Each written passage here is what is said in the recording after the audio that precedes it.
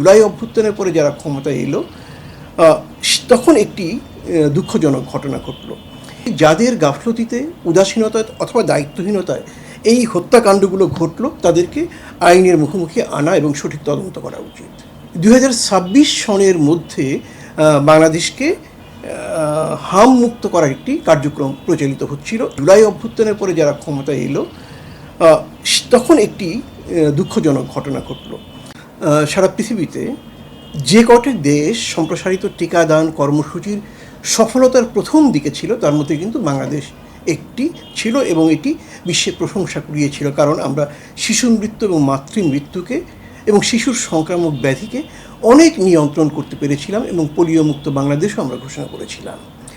ঠিক এরকম একটি উদাহরণকে সামনে রেখে 2026 সনের মধ্যে বাংলাদেশকে হাম মুক্ত করার একটি কার্যক্রম প্রচলিত হচ্ছিল এবং সেই লক্ষ্যে কিন্তু আমরা আমাদের দেশের শিশুদের প্রায় 98% মতো শিশুকে সম্প্রসারিত টিকাদানের অধীনে আনতে পেরেছিলাম, অর্থাৎ সেই সংখ্যক শিশুকে টিকা দেওয়া হয়েছিল। ফলে দেশের যে মানুষের সম্মিলিত যে প্রতিরোধ ক্ষমতা বা হার্ড ইমিউনিটি রোগের বিরুদ্ধে, সেটা কিন্তু চমৎকার বিরাজ করছিল। ফলে অনেক দিন আমাদের দেশে হামের কোনো রোগী আমরা পাইনি, যেগুলো পাওয়া যেত মৃদু লক্ষণ সংক্রান্ত। কিন্তু আমরা একটি রাজনৈতিক পট পরিবর্তনের, বিশেষ করে জুলাই অভ্যুত্থানের পরে যারা ক্ষমতায় এলো তখন একটি দুঃখজনক ঘটনা ঘটল।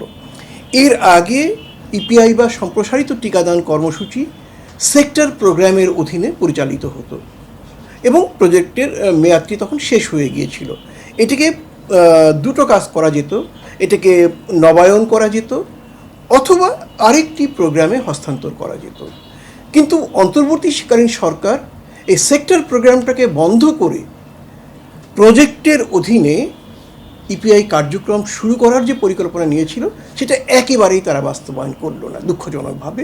ফলে নতুনভাবে জন্মগ্রহণ করা শত শত শিশু টিকার থেকে বঞ্চিত হলো। আমরা মনে রাখতে পারি, বাংলাদেশে প্রতি বছর কম বেশি প্রায় 30 লক্ষ শিশু জন্মগ্রহণ করে। 1.5 বছরে তাহলে বিশাল পরিমাণ শিশু টিকাদানের বাইরে চলে গেল। যেখানে টিকাদানের লক্ষ্যমাত্রা আমরা 98-তে পৌঁছে গিয়েছিলাম, 98%, সেটি 60%-এর কাছে নেমে এলো। ফলে বিপুল সংখ্যক শিশু প্রতিরোধ ক্ষমতাবিহীন হয়ে বড় হতে থাকলো, অর্থাৎ হাম, ধনুষ্টঙ্কার ইত্যাদি প্রতিরোধ ক্ষমতা তাদের মধ্যে ছিল না। ফলে বর্তমানে যে হামের অনেক প্রাদুর্ভাব হয়েছে প্রায় মহামারী পর্যায়ের, সেটি কিন্তু ওই গাফলতিটির জন্য। যদি তারা এই দায়িত্বহীনতা বা গাফলতিটি না করতো, তাহলে কিন্তু আমাদের শিশুরা এতগুলো শিশু মৃত্যুর দিকে যেত না। আমরা এটাকে বলি প্রতিরোধযোগ্য মৃত্যু বা প্রিভেন্টেবল ডেথ। প্রিভেন্টেবল ডেথ যেটি থামানো যায়, সেটিকে মৃত্যুর দিকে ঠেলে দেওয়া কিন্তু মূলত শিশুর মানবাধিকার লঙ্ঘন করা।